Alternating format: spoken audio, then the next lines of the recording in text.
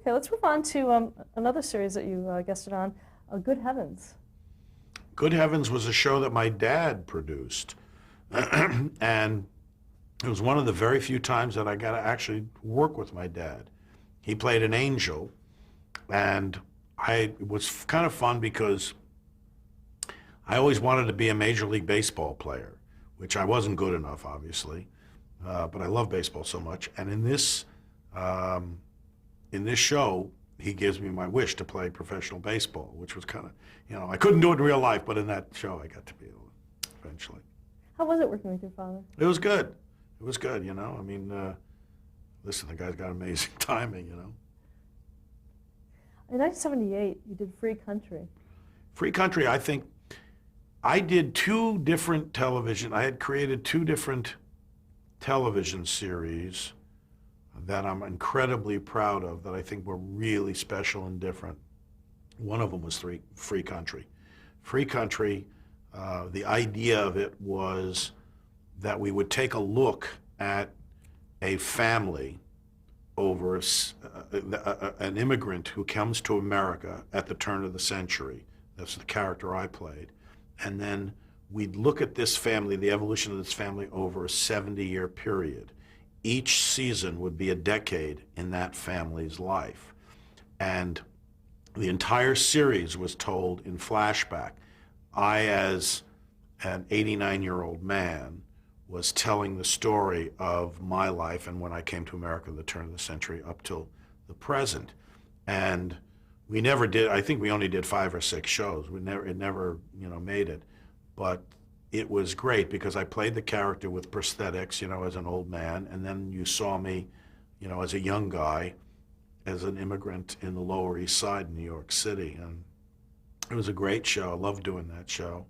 And I would have loved to have done that. I had been given a chance, but it was very specialized. And the other show I did, which I also loved doing, which is completely different, was a thing called Partners in Life. And Partners in Life essentially the premise of it was that I played like the grandson of Hal Roach. Hal Roach, who was a pioneer of early silent and early comedy, Laurel and Hardy, those kinds of things.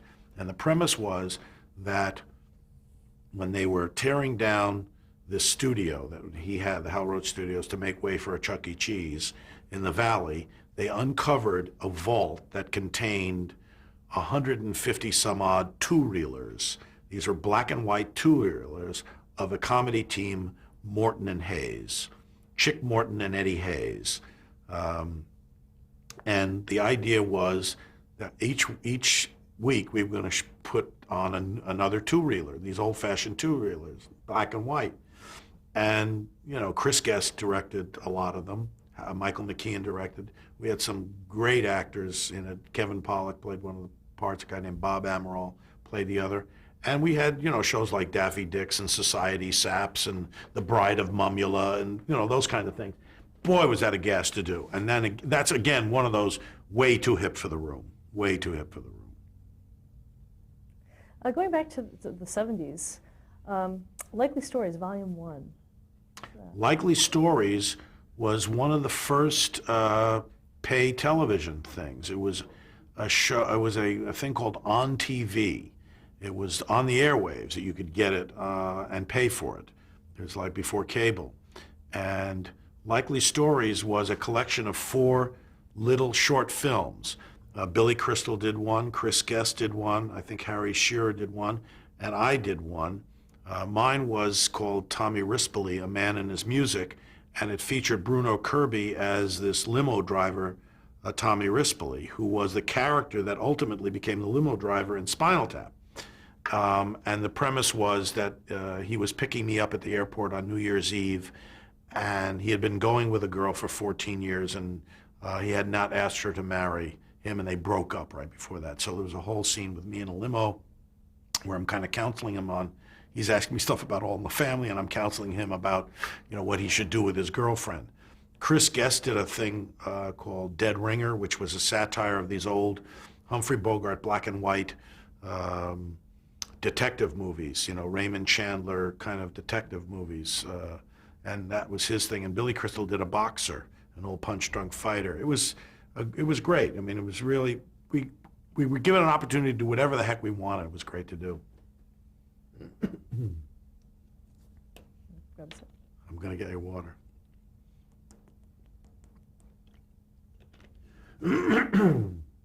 So that was it. And like I say, Bruno Kirby character became the character we used in Spinal Tap. What was the TV show? The TV show was one of the most fun things I ever did. And this was a satire of everything that was on television. It started with a guy in his chair with a clicker, just flipping the channels. And we'd do little snippets of everything that you'd see on television. We satirized game shows, sitcoms, telethons, commercials, everything that you'd see on television. We went from one thing to the other. One of the things we satirized was Midnight Special, which was a late night rock and roll show in which I played Wolfman Jack, the radio disc jockey, and I introduced Spinal Tap for the first time. This was the first time we'd ever seen Spinal Tap anywhere, and they did a number called Rock and Roll Nightmare, and that became the beginning of what ultimately became Spinal Tap the movie. So that was a fun thing, and Marty Mull wrote on it, and Billy Crystal, Chris Guest, Harry Shearer, Michael McKean, they all worked on it. It's a really funny show. Now, where did the concept for Spinal Tap come from, the TV show? Well, like I say, Chris and Michael, for years, had been improvising with these characters, these British rock and rollers, in parties and stuff like that. They'd always been improvising. So we said, well, let's do, we'll do a takeoff of these British rockers, and we'll put them in the TV show. And when we were doing that segment of the show, they'd improvise, on the set while we were just waiting to, do a shot.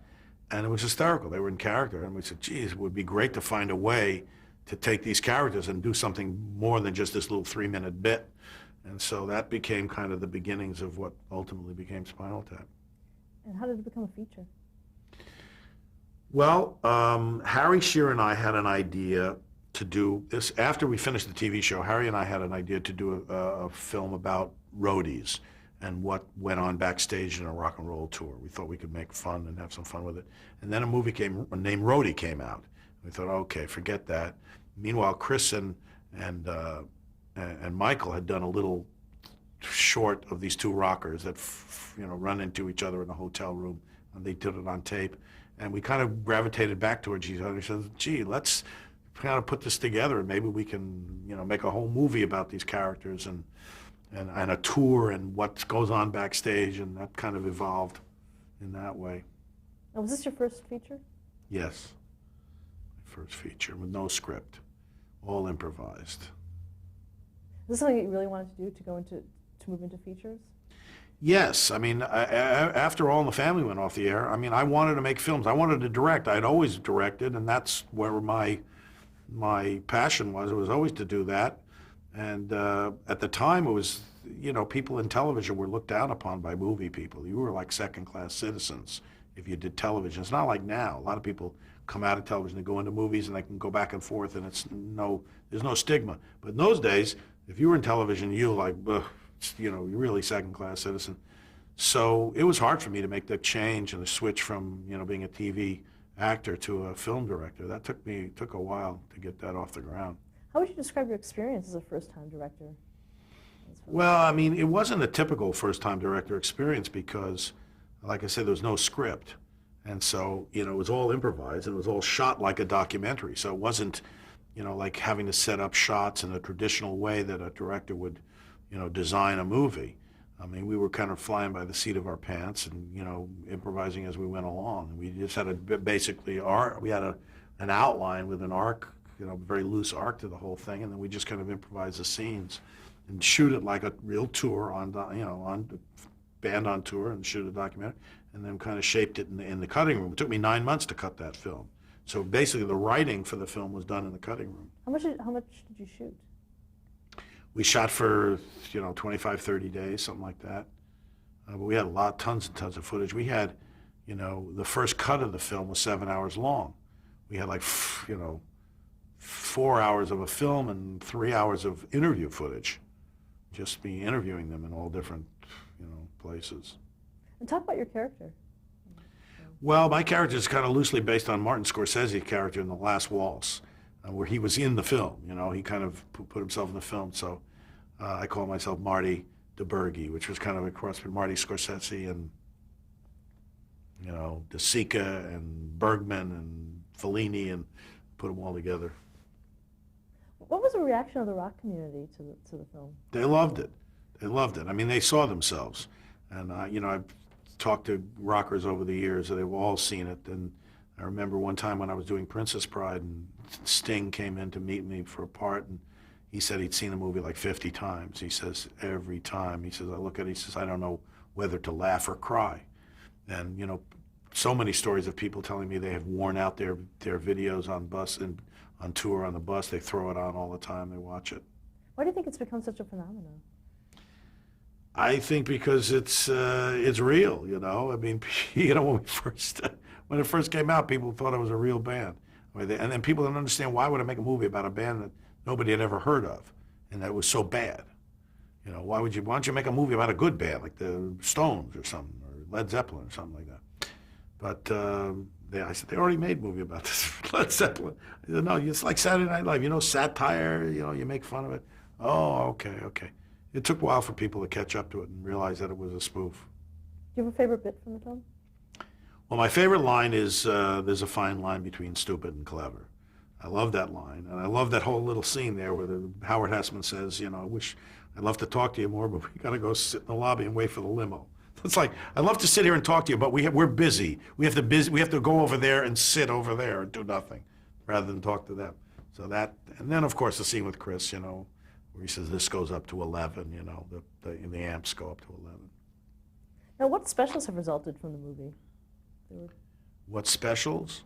Well, they did one special. They did a follow-up, Chris and Harry and Michael, and I'm in it as DeBurgi, who's basically persona non grata. They can't stand DeBurgi because he basically did a hatchet job on them. They were very angry at him, and so I'm basically, relegated to, I've got a little office in the hallway here of the building, and I'm trying to find another job, can't find a gig. But they did a whole thing because they performed at Albert Hall, and so they did a whole, reunion show. One of your other early films was Stand By Me. What attracted you to that project? Stand By Me was the first movie that I did where I realized that I have a chance at actually being successful at what I like to do. It was the first time I did a movie that really reflected my personality, that was different from anything my father would have done. And to be honest with you, when I first read the script, it was developed by a friend of mine, Andy Scheinman and Martin Schaefer, who I've since been long-term friends with, and we started Castle Rock together. They asked me to read it just to read it, not to direct it, but to see if there's, they said there's some good writing here, but we don't really know what the focus. We don't, can you tell us what this is about? At the time, Adrian Lyne was supposed to direct it, who directed The Fatal Attraction, and he had just done a movie called 9.5 Weeks, and he didn't want to go to work right away. And so I read it, and I said, boy, there's some great writing in this, great characters.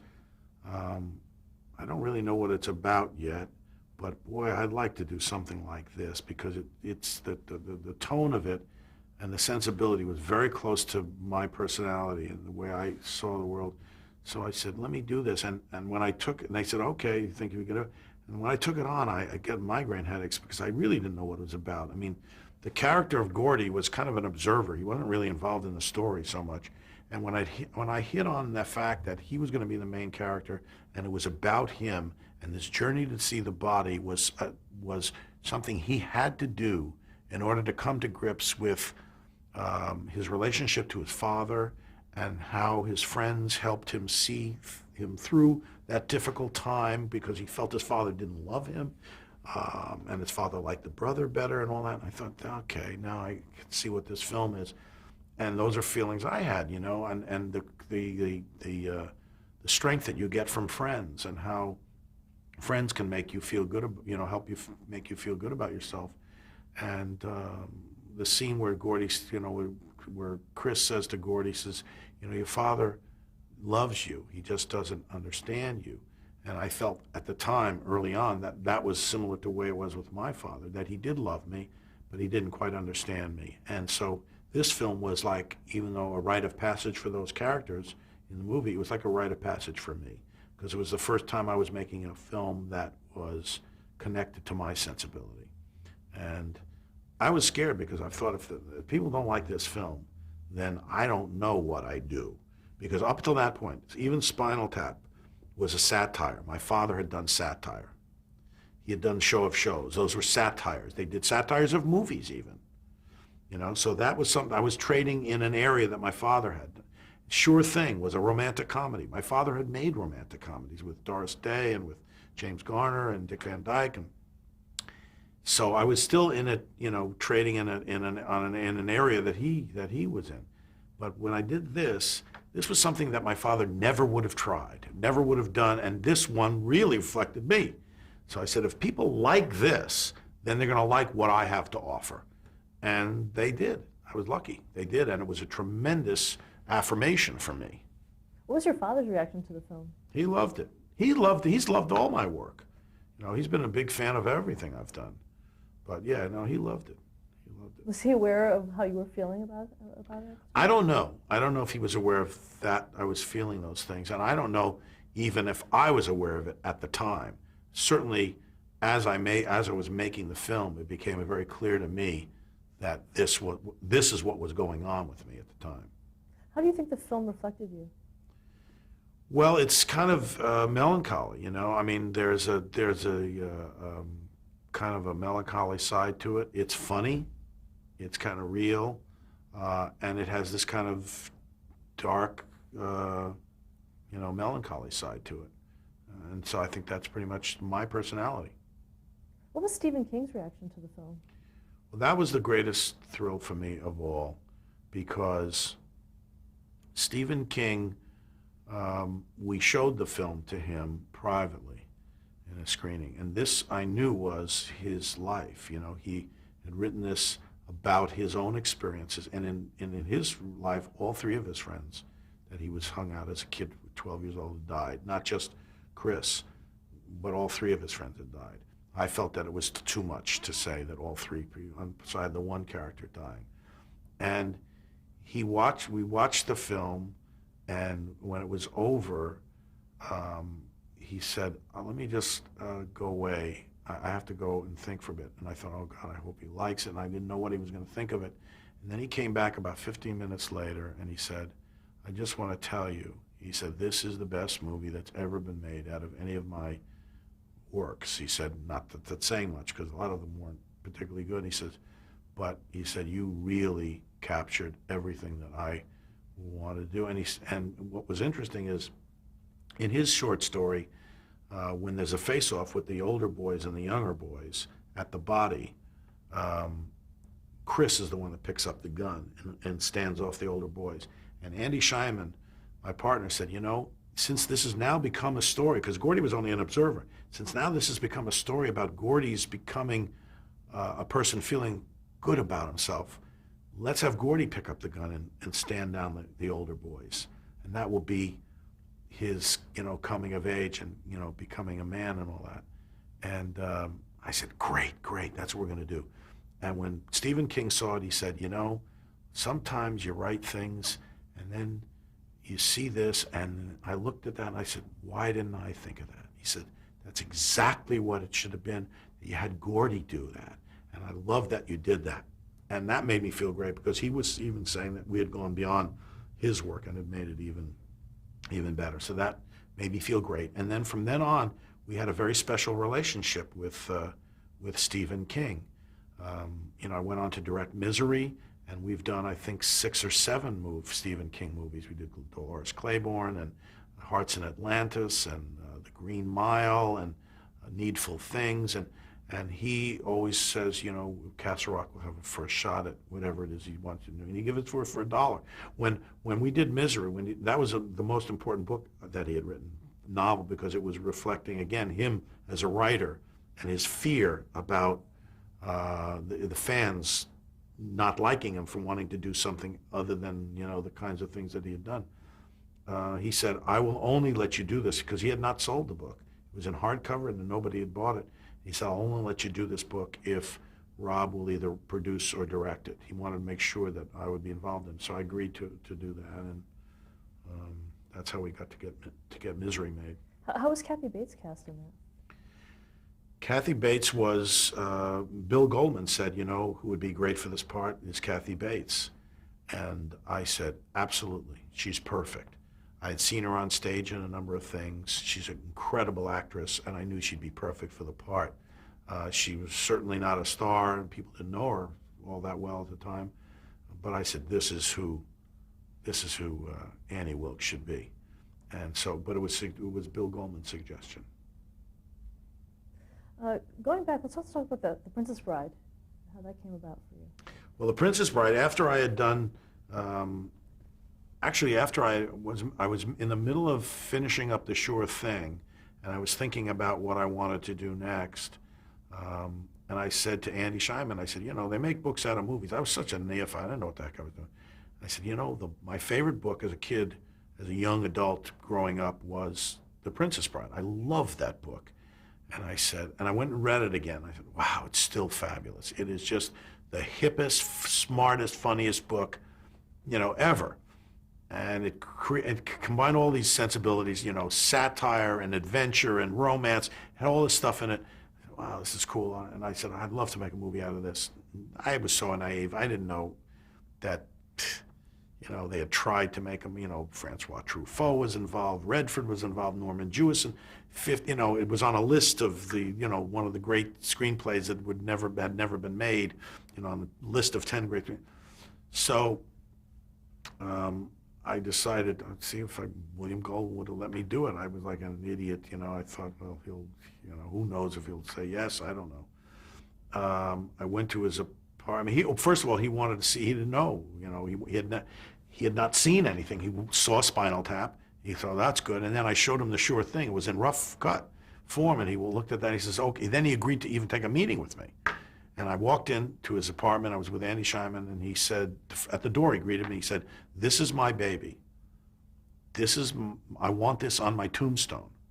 This is my favorite thing I've ever written in my life. And basically, well, what are you going to do with it? And we sat down with him, and we started going through what I thought should be done for the film, and what was wrong with some of the screenplays, and how they had gotten away from what I felt was the essence of his book. And he was listening and taking out a couple of notes. He wasn't saying anything. And at one point he got up and he was at his apartment. He went to the kitchen, and I turned to Andy and I said, I don't know, how do you think it's going? Do you think he's buying it? And he walked back in from the kitchen. He says, I just think, he has this high squeaky voice, I just think this is going great. I'm having the greatest time. I love it. And we knew at that point, we walked out and we were walking on air. We just thought, oh God, William Goldman. I mean, he likes what we wanted to. And I was such an admirer. I'd read everything he'd ever written. So he let us do it, and we got to make it. How was it received? It was received pretty good. I mean, we got great reviews, unbelievable reviews, and great cinema scores, those exit polls. We had a hard time marketing it, though. The Fox, who released it here, had no idea. And to the day it opened, we didn't have a one sheet. We didn't have a trailer. So it did okay at the box office, but it didn't do what I felt it should have done. And again, it's one of those movies that's gained in status over the years. People come up to me and they say, Spinal Tap and Princess Bride, those are the two movies that they've mentioned to me more often than any other movies I've done. Do you have a favorite moment from that film? From Princess Bride? Well, my name is Inigo Montoya, you killed my father, prepare to die, and then when Chris Guest just runs away. When he says that, that's one of my favorite moments. Next up was When Harry Met Sally. Yeah, When Harry Met Sally, that was based on my experiences as a single person after being married for 10 years and being thrown back into the dating world, and for 10 years I was making a complete and utter mess of my personal life, and I thought, well, this has got to be the basis of something here. There's got to be a movie in here somewhere. And I met with Nora Ephron about another project, and she didn't like that other idea, and I said, well, I'm noodling around with an idea of doing relationship about a man and a woman who are coming off of long-term relationships. They become friends, and they worry about whether or not if they have sex, it's going to ruin the friendship. They have sex, and it does ruin the friendship, and then how they ultimately can get back together. And she said, okay, great, let's go. So we started working with Andy and I, and Nora started working on this together. And I would just tell her my experiences, and Andy would tell her his experiences. Nora threw in her experiences, and we tried to craft what we initially called scenes from a friendship. You know, it was like the Bergman scenes from a marriage. We just wanted to have, you know, these two people talking to each other about their, you know, men and women and relationships, and see where we went. And what came out of it was When Harry Met Sally. What about working with Billy Crystal on it? Well, we were best friends, you know, so it was easy to work with him. He added a tremendous amount to the film. He came along after we had gone through many, many drafts, and he added, you know, some of the funniest moments in the movie were jokes that Billy added when he came on board. The funniest line in the movie, which is, I'll have what she's having, which was a line my mother says in the deli when Meg Ryan fakes the orgasm. That was a line Billy came up with. And it was fun to work with him because we were so close at the time, and he trusted me so much, and he was playing basically a character who was an extension of me. So, and he certainly knew me as well as anybody, and so he could do, and then he pushed his own sensibility through that, and I think we came up with something pretty good. It featured the music of Harry Connick Jr. Yes, a friend of mine, Bobby Columbi, when I was casting around to who to do the music, he said, you got to hear this young guy, Harry Connick. He's 20 years old. He plays piano like Thelonious Monk, and he sings like Frank Sinatra.